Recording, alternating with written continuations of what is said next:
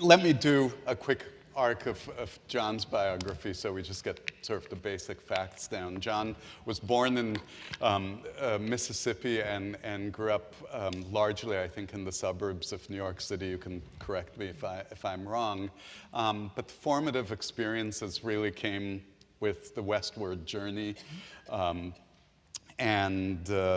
John was a member of the first graduating class at Cal Arts, the California Institute of the Arts. Which I'm now beginning to realize, you know, we talked about Lou Harrison and John Cage and Black Mountain College in the late 40s and early 50s. I have to say, and I hope I'm not being a complete nostalgist because it was very important in my musical growing up too, that somehow Cal Arts and UC San Diego and Mills College and these places in the 60s and 70s where the next flowering in a different location. Soon after Cal Arts, where John studied, among others, with a wonderful, late and lamented composer and teacher named Jim Tenney, as well as one of the great local heroes of LA new music life, Leonard Stein. John moved to Alaska in the mid-1970s, and that really, that stuck. Nearly 40 years later, John has written a remarkable body of music that is directly inspired by the world around him. Before we get to how place and a sense of place enters into music, I'm very curious about your early life prior to coming west, and I asked this question of Mark yesterday.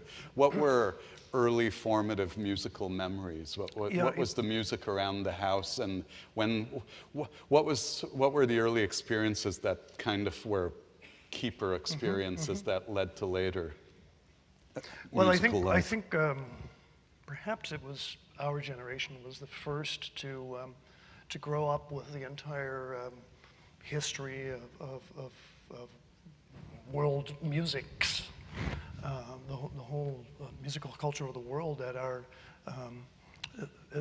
ears through recordings, and recordings were a major part of my musical education. My father was musical. He played trumpet and he sang in church choirs and such, and he had a very wide-ranging, very ecumenical tastes. So I was exposed through my dad to a lot of music that I might not have found early on my own.